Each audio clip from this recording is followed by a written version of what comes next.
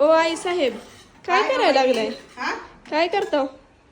काय करायचं, भैड्या बाळानं काय तर काढलंय की आता. हो, भैड्या बाळा म्हणतोय आता डाएट वर राहायचं, एवढे दिवस जिमला जायचं म्हणत होता.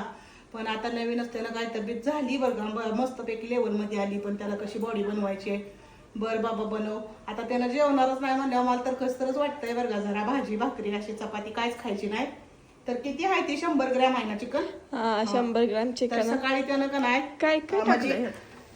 ह्याच्यात असा थोडासा मसाला आणि अर्धा चमचा तूप आणि थोडासा मसाला वापरला तर चालेल म्हणले सर त्याचे.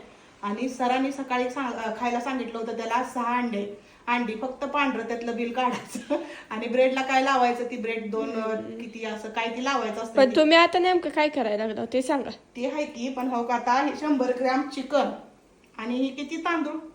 तांदूळ किती घ्या बा. तर हो कसा अर्धा पेला. त्यानं काय म्हणला होता, बाजूला भात शिजव आणि चिकन बाजूला कर. तर माझ्या डोक्यात अशी कल्पना आली, एवढाच भात शिजवायचा आणि तेवढंच चिकन कसं करायचं. तर मी म्हणलं, असा विचार केला की एकत्रच करावं. बघू आता पहिल्यांदाच करायला त्याला आवडतंय का बघू. तर असं माझ्या भैयाचं आहे बघा आता ते रुटीन चालू. तर मला असं त्याला करून द्यायचंय. तर चला